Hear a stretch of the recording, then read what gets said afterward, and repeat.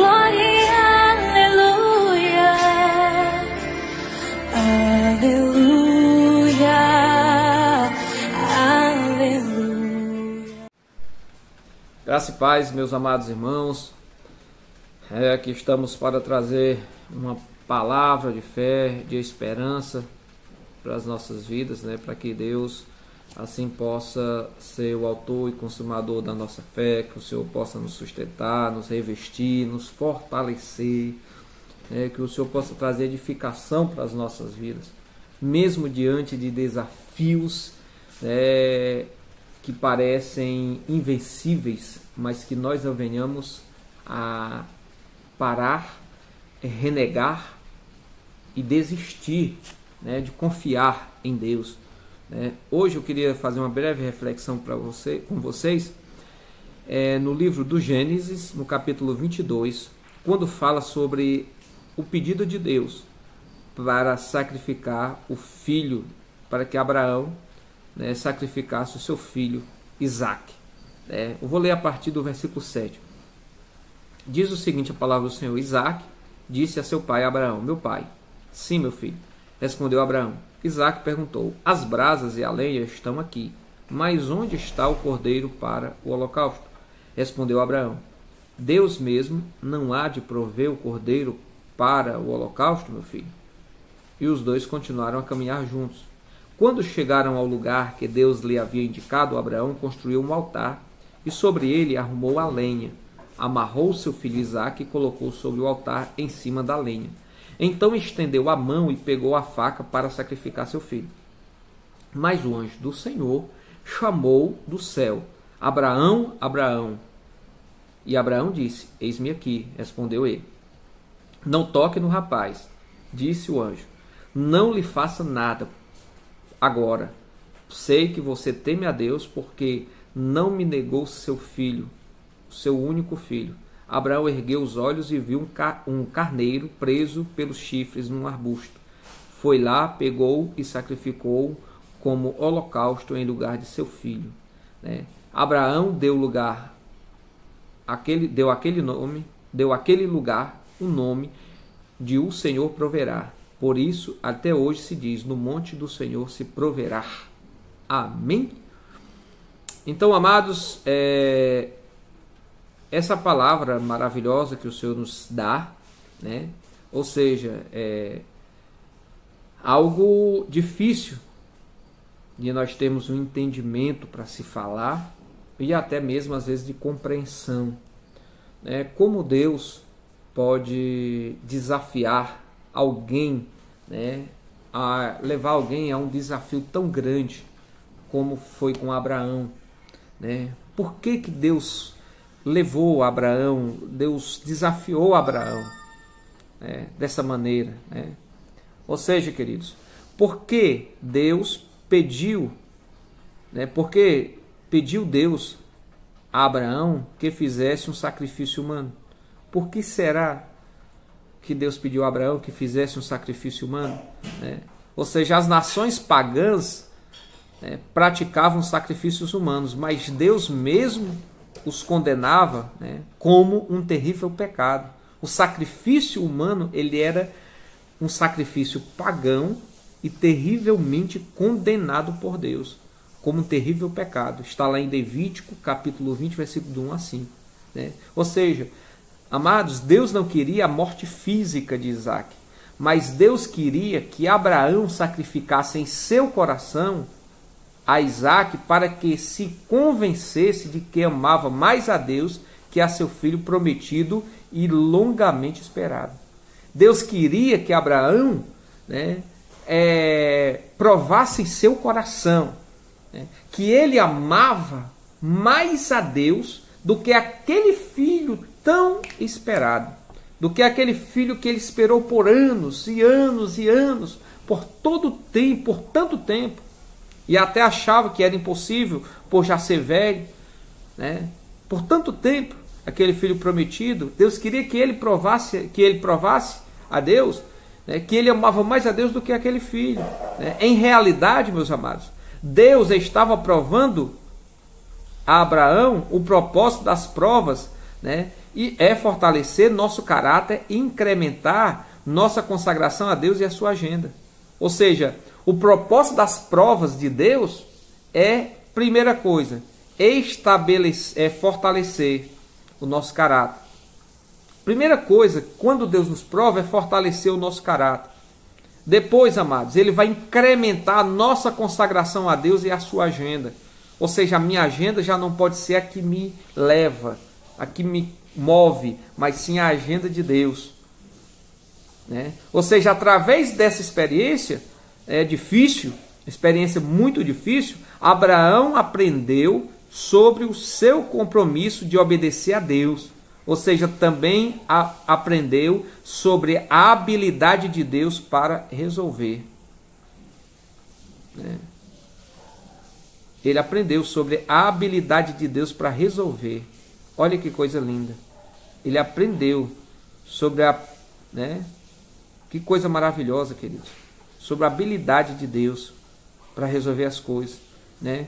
Ou seja, Abraão disse, meu filho, Deus se proverá um cordeiro para o holocausto. Por isso foram os dois. Ou seja, aqui Abraão falando para o seu filho, meu filho, Deus proverá a si mesmo um cordeiro. Essa também era a língua, né? Ou seja, de sua obediência. Primeiro, de sua obediência. Devemos oferecer o cordeiro que Deus designou agora para ser oferecido, dando assim a ele essa regra geral de submissão à vontade divina, de prepará-lo para a aplicação dela a si mesmo. Né? Ou dois, de sua fé. Se ele quis dizer isso ou não, este provou seu significado disso. Um sacrifício foi fornecido em vez de Isaac. Assim, ou seja, Cristo, o grande sacrifício da expiação, foi o suprimento de Deus. Quando ninguém no céu ou na terra poderia encontrar um cordeiro para esse holocausto, o próprio Deus encontrou o resgate, né? Todos os nossos sacrifícios de reconhecimento também são fornecidos por Deus. É Ele quem prepara o coração. O espírito quebrantado e contrito é um sacrifício de Deus da sua provisão. Né? Ou seja, queridos, em Gênesis 18, 14, o que diz a palavra do Senhor também, para completar? Existe alguma coisa impossível para o Senhor? Na primavera voltarei a você e Sara terá um filho. O mesmo Deus que prometeu, o Deus que está cumprindo. Né? É o Deus que está cumprindo. Né? O Deus que prometeu, o Deus que está cumprindo. Em Crônicas 25, 9, Amazias perguntou ao Senhor, ao homem de Deus, mas e as 3,5 toneladas de prata que paguei a estas tropas israelitas? Ele respondeu, o Senhor pode dar-lhe muito mais do que isso. Né? Mateus capítulo 19, versículo 26, Jesus olhou para eles e respondeu, para o homem é impossível, mas para Deus todas as coisas são possíveis. Então tudo é possível para Deus, meus amados. Tudo é possível para Deus. Tudo é possível para Deus. Não há impossível para Deus. Não há impossível para o Senhor. Né? Para Deus tudo é possível. Para Deus tudo é possível. Para Deus tudo é possível. É só nós confiarmos. É só nós crermos, né, no Senhor. Né? É só nós crermos e confiarmos no Senhor. Né? E aí, queridos, né, com a mesma resolução e com postura de espírito, ele se aplica ao complemento desse sacrifício. Né? Depois de muitos passos cansados e com o coração pesado, ele chega longamente ao local fatal, constrói o altar, um altar de terra, podemos supor o mais triste que já foi construído, coloca a madeira em ordem para a pilha funerária de Isaac, e agora conta ele as notícias incríveis. Isaac, pelo que parece, é tão disposto quanto Abraão. Não achamos que ele fez isso, né? Nós não achamos que ele tenha feito isso, tá entendendo? Como sacrifício para ser, no entanto, para ser vinculado, ser o homem do poder, não foi isso. Né? é necessário que o sacrifício seja vinculado. O grande sacrifício que na plenitude dos tempos deveria ser oferecido, deveria ser vinculado, e portanto Isaque também. Depois de amarrá-lo, ele o coloca sobre o altar e a mão sobre a cabeça do sacrifício. Surpreende-se, ó céus, com isso, e maravilha-se, ó terra. Aqui está um ato de fé e obediência que merece ser um espetáculo a Deus, né, anjos e homens. A querida, né, a promessa querida de Abraão, né, ou seja, a esperança da igreja, queridos, que nós também temos, né, o herdeiro da promessa está pronto para sangrar e morrer pelas mãos de seu próprio pai. Olha que terrível, amados. Agora, essa obediência de Abraão ao oferecer Isaque é uma representação viva do amor de Deus por nós, ao entregar seu filho para sofrer e morrer por nós como sacrifício. Abraão foi obrigado no dever e na gratidão a se separar de Isaque e a ele um amigo, mas Deus não tinha nenhuma obrigação conosco, pois éramos inimigos de Deus. Abraão, Deus podia até ter obrigação com Abraão, porque Abraão era amigo de Deus, mas nós, amados, éramos inimigos de Deus, né? E assim Deus, por bondade e misericórdia, nos deu Jesus, né? Ou seja, do nosso dever para com Deus, em troca desse amor, devemos seguir, né, os passos dessa fé de Abraão. Deus, por sua palavra, nos chama a participar de tudo por Cristo. Todos os nossos pecados, embora tenham sido como mão direita ou olho direito, né, ou Isaque, todas aquelas coisas que são rivais com Cristo pela soberania do nosso coração. E devemos, com tristeza, queridos, deixá-los todos ir, né? Deus, por sua providência, que é verdadeiramente a voz de Deus, às vezes nos chama para participar de um Isaque, e devemos fazê-lo com uma resignação alegre e submissão à sua vontade. Deus nos leva a isso, querido, para que nós provemos o nosso amor por Ele, né? Para que provemos o nosso amor por Ele. No Salmo 118, versículo 27, o Senhor é Deus, fez resplandecer sobre nós a sua luz, né? Juntem-se ao cortejo festivo, levando ramos até as pontas do altar, né? Ou seja, Isaías 53, versículo 4, certamente Ele tomou sobre si as nossas enfermidades, sobre si levou as nossas doenças, contudo nós o consideramos castigado por Deus, por Ele atingido e afligido.